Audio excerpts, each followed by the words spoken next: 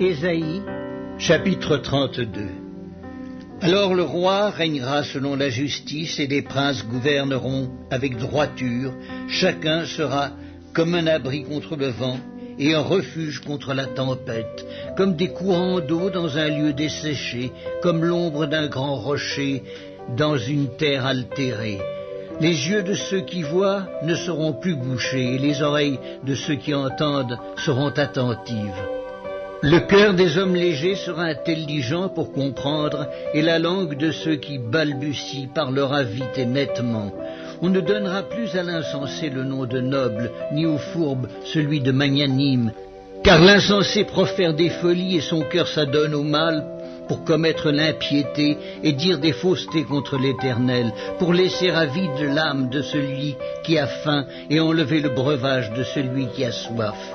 Les armes du fourbe sont pernicieuses, ils forment de coupables desseins, pour perdre les malheureux par des paroles mensongères, même quand la cause du pauvre est juste. Mais celui qui est noble forme de nobles desseins, et il persévère dans ses nobles desseins. Femmes insouciantes, levez-vous, écoutez ma voix. Filles indolentes, prêtez l'oreille à ma parole. Dans 1 an et quelques jours, vous tremblerez, indolentes, car c'en est fait de la vendange, la récolte n'arrivera pas.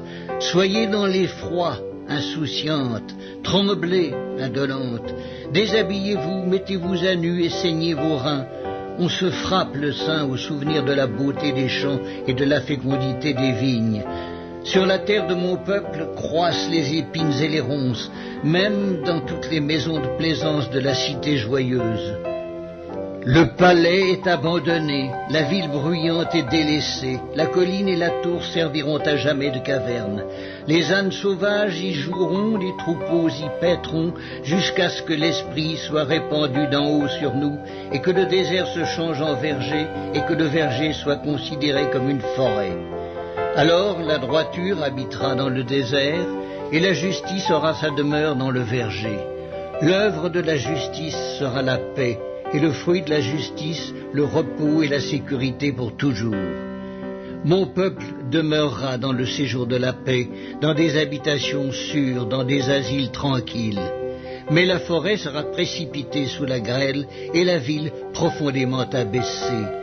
Heureux vous qui partout semez le long des eaux, et qui laissez sans entrave le pied du bœuf et de l'âne. Du bœuf et